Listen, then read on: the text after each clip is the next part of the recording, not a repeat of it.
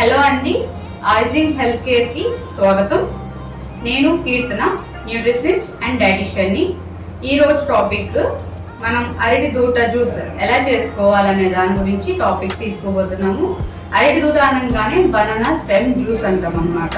Health benefits ఏంటి and ఆరోగ్య సమస్యలు ఉన్న వాళ్ళు ఎంత క్వాంటిటీ తీసుకోవాలి అండ్ ఎట్లా వాడాలి, ఎట్లా చేసుకోవాలన్న దాని గురించి కూడా నేను ఇవాళ మీకు ఎక్స్ప్లెయిన్ చేయబోతున్నాను. ఈ వీడియోని స్కిప్ చేయకుండా చూడండి. అరటి దూట వల్ల ఉపయోగాలు ఏంటంటే, ఎందుకు హెల్ప్ చేస్తుంది, ఇది ఏది హెల్ప్ చేస్తుంది, ఏ డిసీజ్కి హెల్ప్ చేస్తుంది అన్న దాని గురించి టాపిక్ చెప్పబోతున్నాను. ఇది ఏంటంటే, ఇది దేనికి ఉపయోగపడుతుంది, ఏ పేషెంట్స్కి ఉపయోగపడుతుంది, ఎవరెవరికి ఏమేమి రీజన్స్ ఉన్న వాళ్ళకి ఎలా హెల్ప్ చేస్తుంది అన్న దాని గురించి ఈ టాపిక్ చెప్పబోతున్నాను.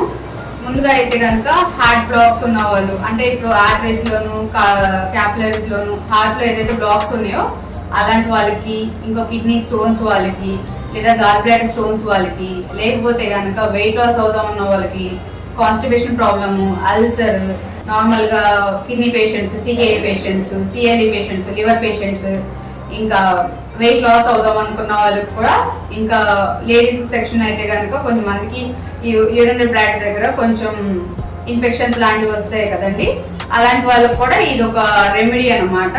ముందుగా మనం అరటి దూట తీసుకుందాం. అరటి దూట మొత్తం లేయర్స్ అని, అంటే తొక్కలు పైన ఏమైతే తొక్కలు ఉన్నాయో ఇవన్నీ తీసేసి చివరి భాగాలు మొత్తం కట్ చేసి ఎక్కడైతే మందంగా ఉందో ఆ పార్ట్ వరకు కట్ చేసుకోవాలి.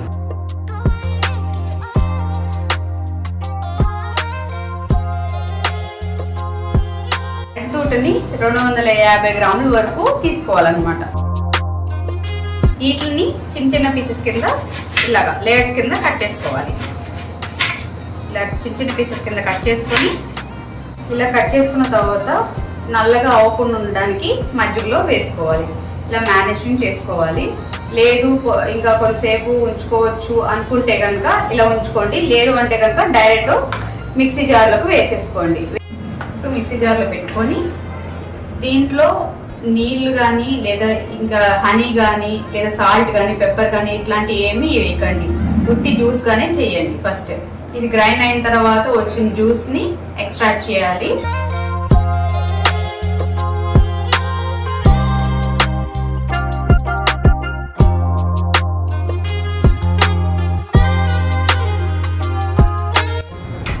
కొంచెం మంది ఏంటంటే దీన్ని డైరెక్ట్ గా తీసుకోవడానికి ఇష్టపడరు, అంటే చేదుగా ఉంటదేమో, తాగలేనేమో అన్న కొంచెం మంది ఎవరైతే ఉంటారో వాళ్ళకి పల్ప్ ని సపరేట్ చేసుకొని ఓన్లీ వాటర్ కింద తీసుకోవచ్చు. లేదు నేను ఎట్లాగైనా తాగాలి అనుకున్న వాళ్ళైతే కనుక పల్ప్ తోనే తీసుకొని తాగొచ్చు. ఇప్పుడు ఏంటంటే మనం ఒక 60 ml తీసుకుంటున్నాము. 60 ml ఎవరికంటే కిడ్నీ పేషెంట్స్ కి, సికేడి పేషెంట్స్ కి, ఎవరైతే యూరిన్ సరిగ్గా వెళ్తలేదో అలాంటి వాళ్ళకి మనం 60 ml మాత్రమే ఇస్తాము.